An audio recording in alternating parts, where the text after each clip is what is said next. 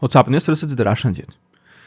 Something important may be shifting in this war again, and the biggest stories from the last 24 hours are pointing in several directions at once. Russia is claiming a major battlefield breakthrough in Luhansk, while Kiev says nothing meaningful has changed there. Volodymyr Zelenskyy is proposing an Eastern energy truce through US mediators, while the Kremlin responds with its irregular coldness. And at the same time, the industrial future of the war is accelerating as Ukrainian drone producers meet Romanian officials in Bucharest to discuss joint production under Europe's safe rearmament mechanism. Then you add two more revealing stories.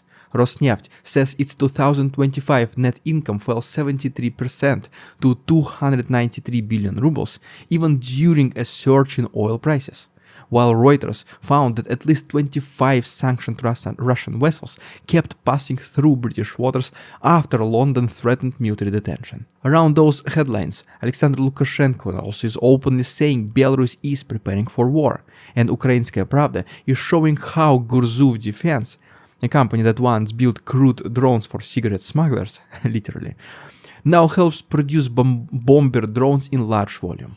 So today's picture is very clear. Russia is trying to project momentum, Ukraine is trying to deny that momentum and keep the options open. Europe is slowly moving from promises to production, and the deeper economic story suggests Moscow is still functioning, but under a much bigger strain. Let's talk about all of those things today, one by one in today's briefing.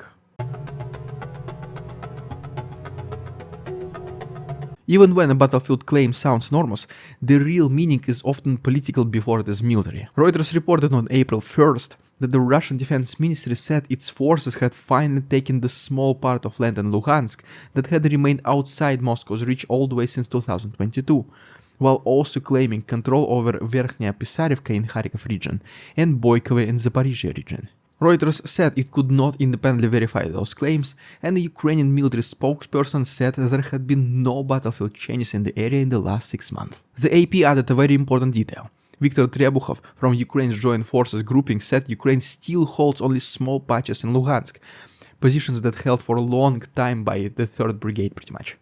So Kiev is not pretending it controls much there, but it is rejecting the idea that something dramatic just happened this week. This matters because Luhansk, together with Donetsk regions, form the Donbas whole region, the industrial heartland and the center of Russia's war aims for the whole years. The AP also knows that Russia illegally annexed Luhansk, Donetsk, Kherson and Zaporizhia in September 22 without fully controlling them, and even Vladimir Putin said last October that Ukrainian forces still had 0.13% of Luhansk region. So when Moscow suddenly says that final pocket is gone, you should hear not just a battlefield claim, but also negotiating signal, especially because this comes right before more US envoy activity involving Steve Witkoff and Jared Kushner. Ukrainian officials have argued that Moscow amplifies narratives of progress to persuade US negotiators that a Russian victory is pretty much inevitable. And that is where most people go wrong. They hear a map update and assume that map update alone decides the future, when the bigger question is whether a claim of momentum changes the behavior of Washington, Europe and Ukraine's own leadership. Zelenskyy said frontline combat remains tense amid a Russian spring offensive, but that Ukrainian forces are holding their ground nevertheless. The AP also knows that the Institute for the Study of War believes that Ukrainian tactics are disrupting Russian advances and that Ukrainian forces have made their most significant battlefield gains in recent months since the Kursk incursion of August 2024 and 2023 counteroffensive. So even if Moscow is improving its local position, that does not automatically mean it is unlocking strategic breakthrough. And that matters even more in the next chapter. Because Russia is not just talking about the line of contact, it is also talking about what Ukraine must give up politically. But before I continue, guys, I wanted to mention that we also have PayPal donations, so if you want to do just this one-time support for what we do here on YouTube, no commitment, this is, well, the best way to do it. Link is down below, thanks so much, now let's continue. Now here's where it gets interesting, because just as Russia tries to project battlefield inevitability, Zelenskyy tries to offer an Easter ceasefire focused specifically on energy infrastructure. Reuters reported on March 31st that Zelenskyy said he would ask US mediators to pass Kyiv proposal for a halt to strike on energy facilities to Russia, saying that if Russia stops attacking Ukraine's energy system, Ukraine is ready to do pretty much the same. He said he would raise this with Steve Witkoff, Jared Kushner, and NATO Secretary General Mark Rutte during the online meeting. Reuters also knows that 3 rounds of high-level trilateral talks between the United States, Russia and Ukraine have already taken place this year in Abu Dhabi and Geneva, with 4 rounds delayed because of the Iranian conflict. But the real twist is that this truce offer is not coming from some abstract peace mood. It is coming in the middle of a very concrete energy war. Reuters says Ukraine has escalated attacks on Russian energy infrastructure in recent weeks, especially after high oil prices and potential sanctions easing linked to the Iran war raised concerns that Moscow could benefit financially. Zelenskyy even acknowledged that some of Ukraine's partners had sent signals about scaling back long-range attacks on Russia's oil sector as global energy prices surged. And at the same time, Reuters reported that those Ukrainian attacks on energy sites, especially around Baltic Sea ports, together with the disputed strike on a major pipeline and tanker seizures at sea, had halted at least 40% of Russia's oil export capacity according to Reuters calculations based on market data. And then, the Kremlin responded in exactly the way that tells you how little appetite Moscow has for a partial pause, unless it comes on Russian terms. Dmitry Peskov said the Kremlin had seen no clearly formulated initiative on the Eastern Truce and wanted not merely a ceasefire, but an overall peace settlement. He added that the longer Zelenskyy delayed, the higher the price of peace would be for Ukraine. So, what looked on the surface like a truce discussion was actually a setup for something much bigger and much harder. And that leads us directly into the next chapter, because the next day Moscow made its real terms even clearer.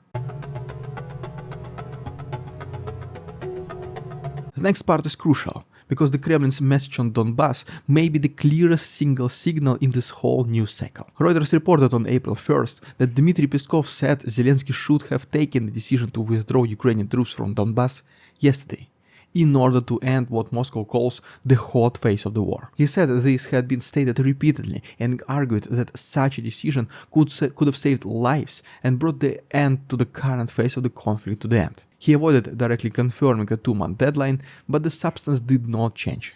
Basically, in Moscow's view, Ukraine's path to peace begins with retreat, not with negotiation between equal sides. Zelenskyy, for his part, said Russia had told the United States it would harden its settlement terms if Ukrainian troops did not leave Donbas within 2 months.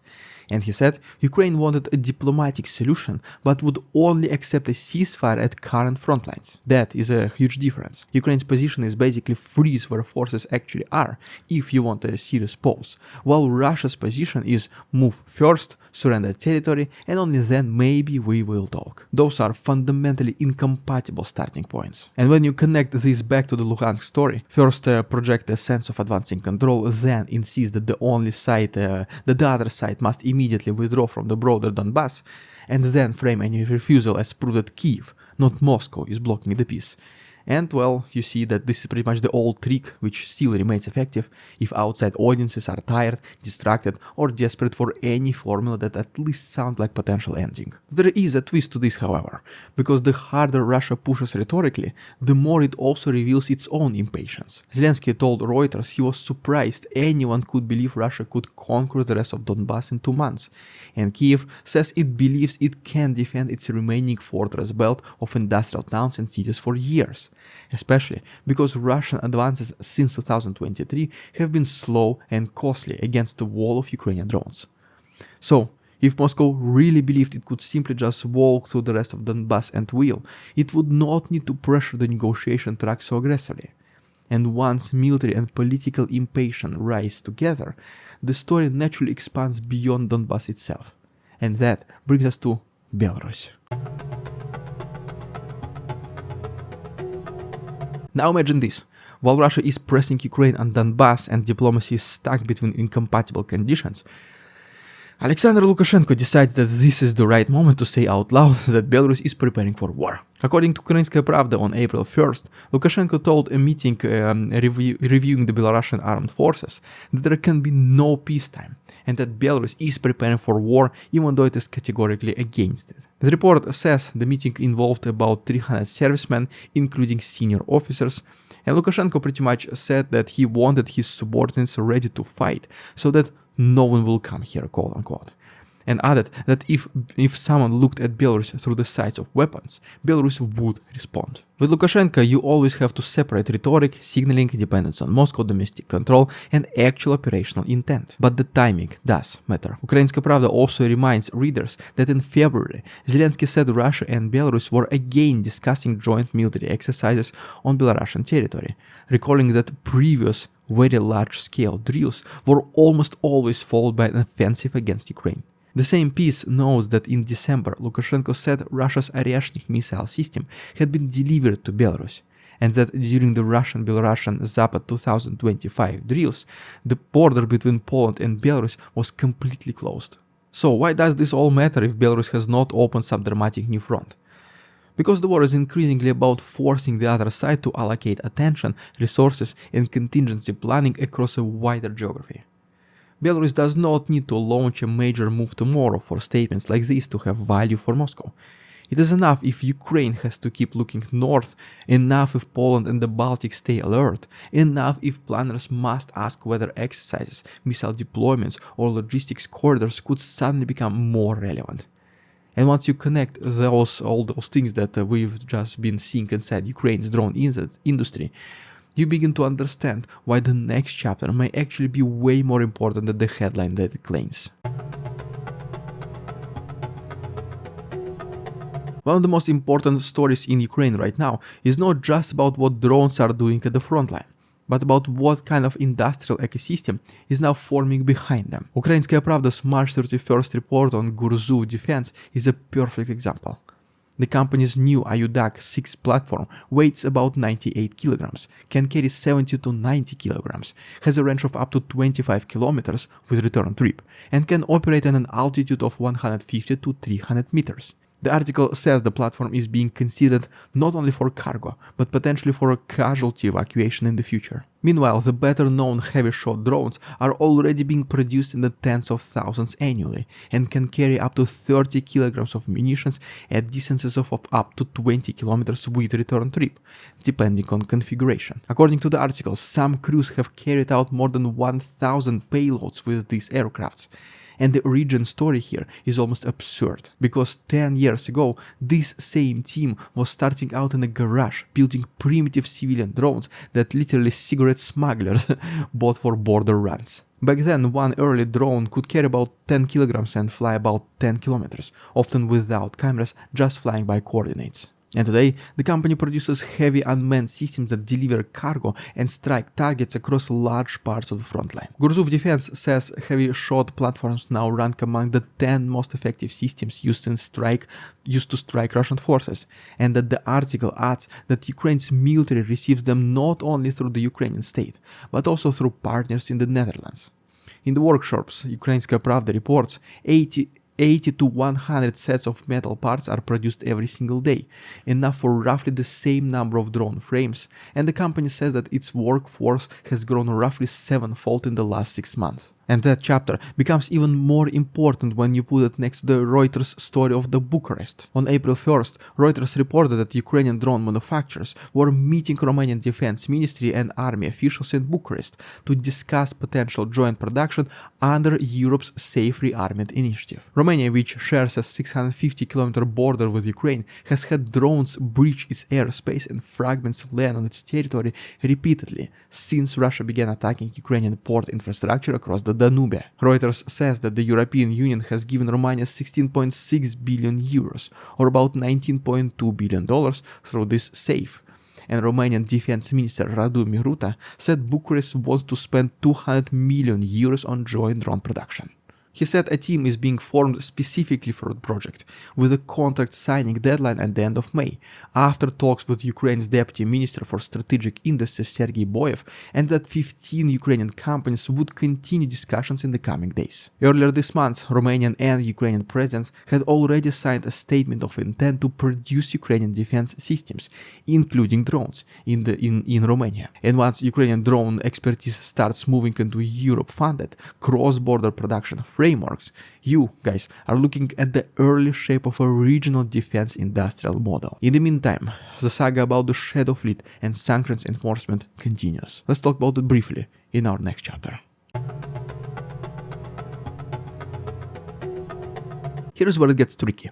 Because while Europe is talking more seriously about industrial support for Ukraine, Reuters also found that enforcement against Russia's shadow fleet is still a lot messier than the rhetoric suggests. On March 31st, Reuters reported that more than 24 ships sanctioned for being part of Russia's so-called shadow fleet had passed through UK waters since Keir Starmer announced that Britain's military could detain vessels used by Moscow to export oil. Reuters' ship tracking analysis found that at least 25 sanctioned ships entered British waters traveling through the channel after the announcement, essentially continuing at the same pace as before. British officials had hoped the threat of boarding would force those ships into longer routes away from UK waters, but no such visible shift had materialized. Reuters also explains why this gap exists. Experts cited legal hurdles, operational complexity and geopolitical risk. Former British naval officer, for example, James Fennell, said that the military would likely target Russian vessels only selectively, because any such operation is complex,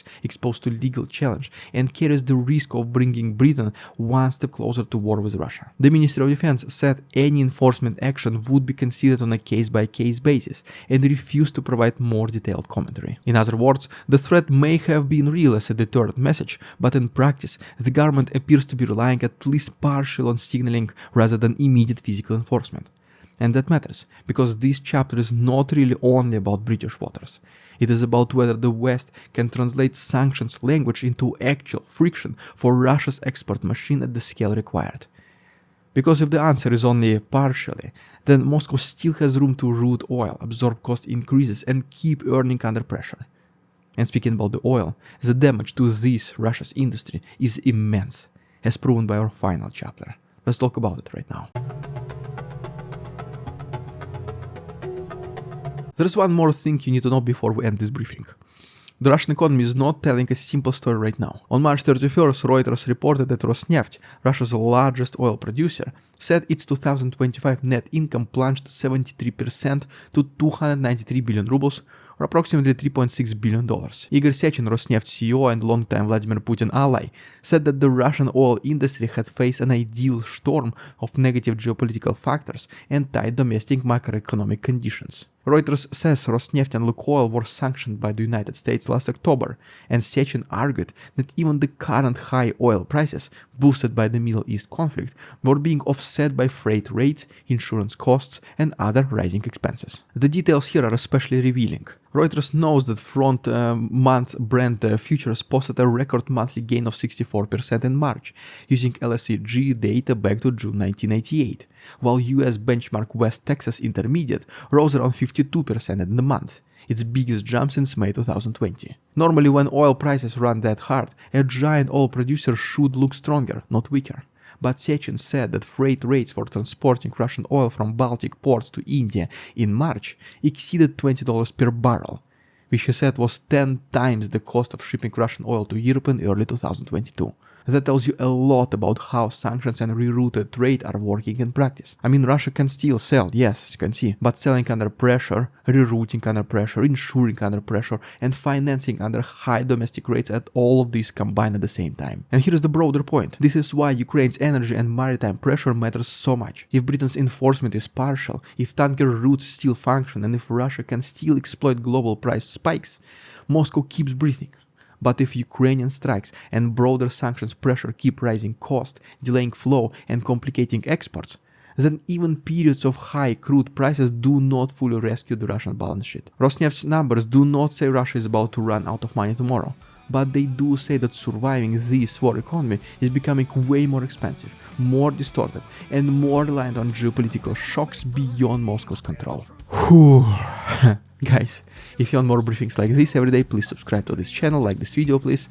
Don't forget about the Patreon, PayPal donations, merch, links down below. Thanks so much, see you tomorrow. We won't succumb to their tricks, the facade they try to sell.